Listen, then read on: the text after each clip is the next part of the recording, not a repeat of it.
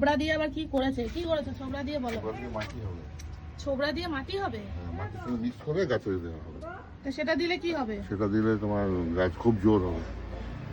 এটা মাটি কতদিন লাগবে হতে? এটা মাটি পোষতে হতে মাস 3 লাগবে। মাস 3 লাগবে? 3 মাস লাগবে। ওতে লাভটা কি? লাভ খুব লাভ, ওর পরে খুব সার হয়। এই যে সার তৈরি করছে, জলে ভিজিয়ে রেখেছে, এটা মাস 3 লাগবে সার হতে। আচ্ছা, পুরো কাদা হবে। ঠিক আছে, মাস 3 পর আপনাদের দেখাবো। হয়েছে বেগুন গাছে একটাই বেগুন আছে বাবু? হ্যাঁ।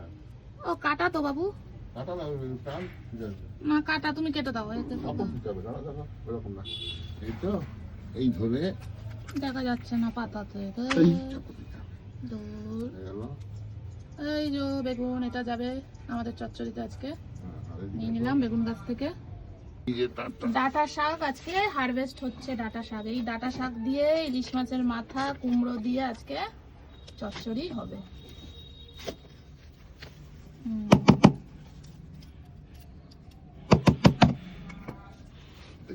একটাতে হয়ে যাবে?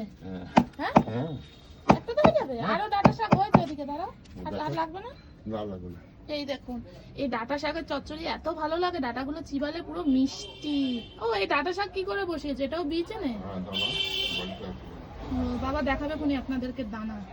এই দানা দিয়ে বসিয়ে হয়েছে। এই একটাতে হয়ে যাবে তাহলে আমাদের আজকে। এটা বেশ মোটা হয়েছে দেখি। এটা বেশ মোটা হয়েছে, এই দেখুন।